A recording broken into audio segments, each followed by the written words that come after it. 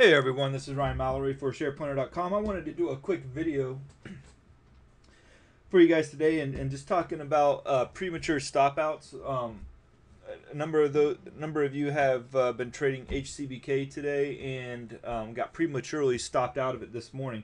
One of the things that I have always tried to make the extra effort in is make sure that people understand my stance on holding a stop loss overnight and or making it good to cancel or putting in my stop losses prior to the market open.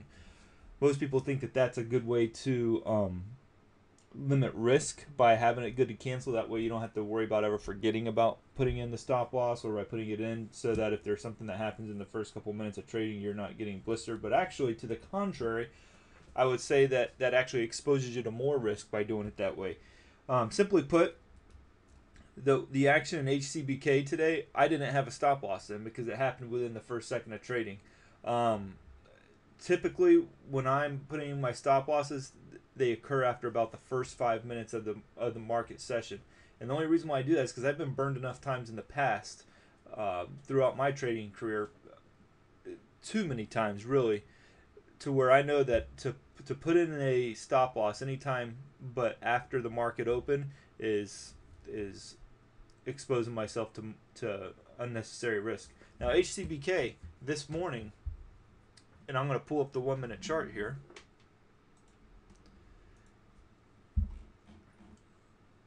It had its own little mini flash crash right at the open. Now, where the sellers really wanted to drive it down that far, was there really that kind of fear in HCBK stock price? No, there wasn't. What happened is that the market makers, they see a number of stop losses down in this area here, and they know that all they have to do to get these stop losses, or the great majority of these stop losses to trigger, is to get the ask price below the level where the stop losses are, and then those stop losses will automatically trigger because the system is taught to where it's made to where it's not based on whether or not the last price is below that level, but it's whether the ask price is below that level. So if you have your stop loss at 849 and the opening ask price is at 848, well, that's going to trigger all the it's going to trigger all the stop losses above 849, and it's going to create this basically this tidal wave of selling that we saw in the first second of trading there that pushed it from 849 all the way down to 828, and that's essentially what happened. So some folks had a stop loss at 849. But because there was so many people trying to get out all at once because of the shenanigans that the market makers were putting in there, people didn't get out until actually like 864. So that's what makes this whole scenario very, very crazy per se. And it happens every day in a handful of stocks. It is always happening every day out there. Big stocks, little stocks. I've seen this 100 times, and I've been screwed over by it hundreds of times too. So that's where I've learned this. I've learned it more from experience than anything. We actually have a video on SharePlanner. If you go into the knowledge base, there is some videos there on stop losses that you can learn more about. What I recommend you doing is using the conditional orders. So Thinkorswim, they have conditional orders that you can use, and what I would prefer you to do, even it's okay to use this, and you can still use it even if you're working a full-time job and you can't be around when 9:30 rolls around or anything else. You can put your stop loss orders in at like 9:35 based on telling Thinkorswim or whatever your trading platform is. Every trading noteworthy trading platform should have this ability to do that, and that is to say, do not place this order, do not place this stop loss until after 9:35 p.m. or a.m. Eastern time, or you can put it 9:36 or any time you want. Okay, but don't do it like overnight or good to cancel or anything else. Just do it for that one day. I know it's more trouble, I know it's more hassle, but it's better than losing money on it.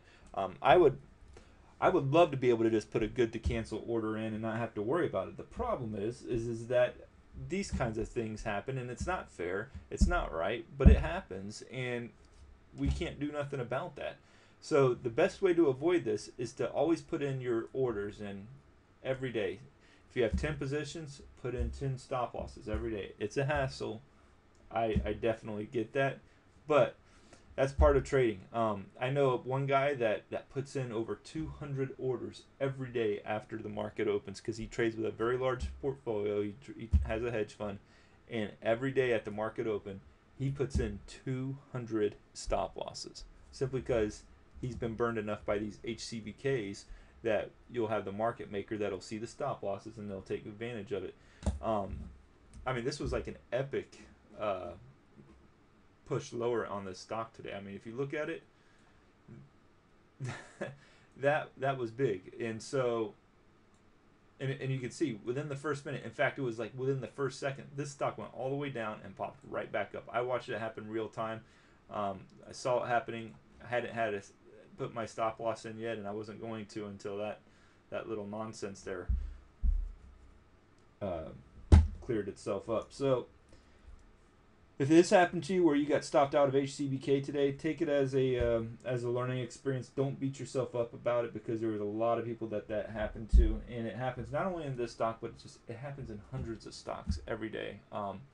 Just people who don't realize otherwise have their stop losses in overnight. They see them, and there may be a large chunk of people that have them at that level, and as a result, the market makers take advantage of that, and they push that ask price down very low at the beginning of the market session.